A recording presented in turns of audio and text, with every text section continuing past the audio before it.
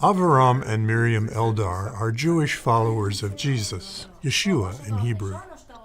We had the opportunity to share a Friday evening meal with them and their 3 young boys. This meal celebrates the beginning of the Sabbath, or Shabbat, and is something that they enjoy each week. After the meal, Avraham graciously agreed to answer some questions about how they observe the Sabbath and how their practice differs from that of the Orthodox Jews. We first asked him to explain what Shabbat is. First of all, Shabbat, it's not a day, it's a person. It's Yeshua himself. He is the true Shabbat. He is the Shabbat that we can enter into the rest in him. And we find rest from all our work, all our things that we are trying to justify ourselves with, and to put them aside and just to rest in him, to find rest in him, and to know that we are righteous in front of God because the work that he's done on the cross for us. This is a true Shabbat. So why we are still celebrate Shabbat? This is the main, I think the question will be now. Well, Shabbat is a day too. It's not just a person, it's a day too. We can see it from scriptures, of course. This is part of the 10 commandments. The 4th commandment is keep the Shabbat and remember the Shabbat. But if I will not celebrate the Shabbat, and I will not keep the Shabbat, and I will not remember the Shabbat, I'm still righteous in front of God, because not the keeping of the Shabbat is make me righteous, but the blood of Yeshua make me righteous. So we do it as a remembrance. 2 reasons. One, as a remembrance for what God did. For the 7 days that he rest in the Shabbat, make the creations in 6 days and rest on Shabbat. And remembrance of the Exodus, that he took us from Egypt and in his mighty ways took us from slavery to be free people and to serve him. So it starts with the evening. The day starts when the sun sets and its end when the sun sets. That's the reason we are celebrate on Friday evening already the Shabbat. We are receiving the Shabbat. We are invite the Shabbat. In Judaism, we sing a lot of songs about that the Shabbat, she's like a bride. We are welcome the Shabbat like a bride. It's something pure, something beautiful, something that you enter to the peace. Jewish people, the religious people are resting on Shabbat. They are not doing anything. The big problem is that they did make it a work by that you're not allowed to do all kind of things on Shabbat. You're not allowed to drive on a car, you're not allowed to study, you're not allowed to even put the lights on. Everything must be in quiet, not to do anything. And if you are doing something, you broke the Shabbat. And it's a little problematic because I don't believe this was the meant of the Lord. I believe that God wants us just to be rest in him one day. We are working during the days. We are very busy, all of us. And we are working studies and very busy, all kind of things. And there is one day, and in Shabbat, we can rest finally. And this is a very good time to have a quality time with the Lord, to really seek his face and to read the Bible and to meditate on it. It's much easier when everything is quiet. When you are here in Israel, you can sense, especially in Jerusalem, the peace, the quiet of the Shabbat. Would you describe some of the things that we enjoyed with you tonight? Give us the flavor of what happens with your family. Sure. Well, there are traditional songs that we sang, just a few of them. There are many others that sometimes we sang, sometimes sing, sometimes we are not, like today. because children, they are not always patient. And when we start with the Kiddush, they start with a few verses from Genesis, chapter 1, the end of chapter 1 and the beginning of chapter 2 about the Shabbat rest. And they continue to bless the Lord. It says that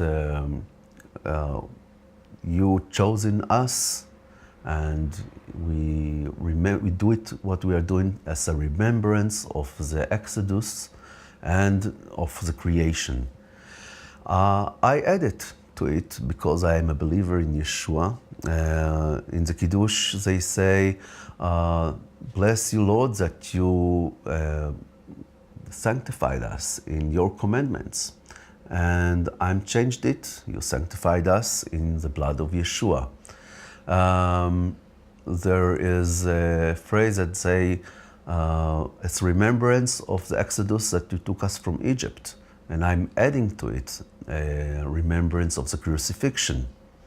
And there is a phrase that says, you chose us, the people of Israel, from all the other nations. And I'm changed it, you chose us from every nation, from every tribe, from every nation, to be your bride, to be your body. When we bless the bread, I'm adding to the blessing of the bread that Jesus is rise up from the death. So it's important, I believe, to add to the remembrance of the Messiah. Because the Bible said that all the scriptures are talking about him, and the Shabbat is the shadow of Yeshua, the real thing. And we must put Yeshua in the center of everything that we are doing, and especially on the Shabbat, when we know that who is a Shabbat? It's Yeshua, and as honoring him, we remember as his people, as part of his Jewish people, and not just his people in the spiritual, but his people in the flesh, and combine it together. It's, I believe, it's bringing him an honor to mention him in the Kiddush and everything that he did for us. Is there an English word for Kiddush? Sanctification, Kiddush. You are sanctified, the Shabbat. This is the prayers that make the Shabbat enter. This is the prayers that after it, we enter into the Shabbat. You had some specific blessings for your wife and your children. Could you describe them? Yeah, it's traditionally the father of the family, of every family in Judaism, bless the woman with the same prayer from Proverbs 31. And he read it upon her. Actually, a lot of them sing a song from it that I don't know the melody. And she proclaimed on me Psalm 128. And after then, we bless our children. I'm taking actually Joseph, the son of Jacob, that he is character of Yeshua, and Timotheus, that he one of the special beloved disciple of Paul, that they are good example for us, and we pray that they will be like them. How is life different for you on Shabbat compared to every other day? We can enter more into deeper into the Word of God, to meditate on it. Our congregation is meeting on Shabbat, so we have the meeting, and sometimes we are serving, so we are kind of work on Shabbat, but this is work for the Lord, for others that they will enjoy the Shabbat.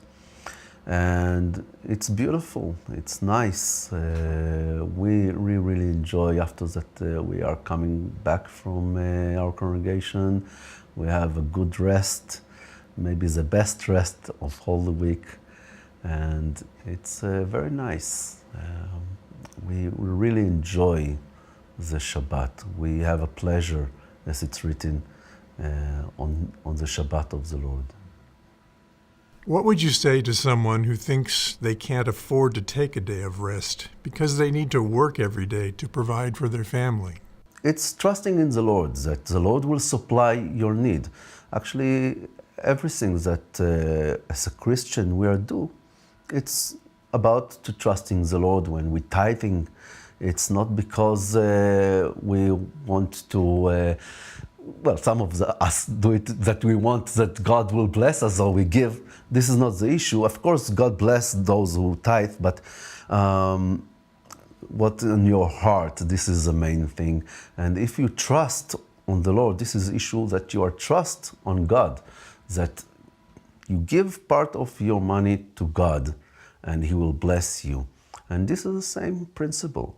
You trust on God, that if you dedicate one day on a week to be with Him, to spend time with Him, that He will bless you and He will give you what you need, and you don't have to worry about anything. Just trust the Lord on everything.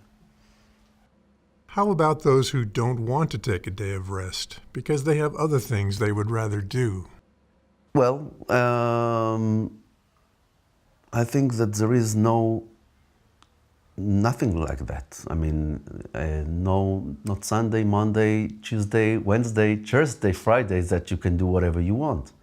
The Bible tells us very obviously that we cannot do what we want because we are not belong to ourselves, we belong to Him. So we don't do what we want if we are follower of Yeshua.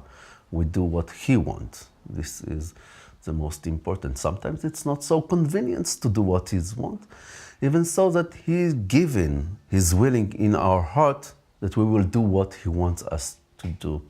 So it is important to ask Him to give His will into our heart, that we will do His will. We play with the kids. We have a few games that we are playing together.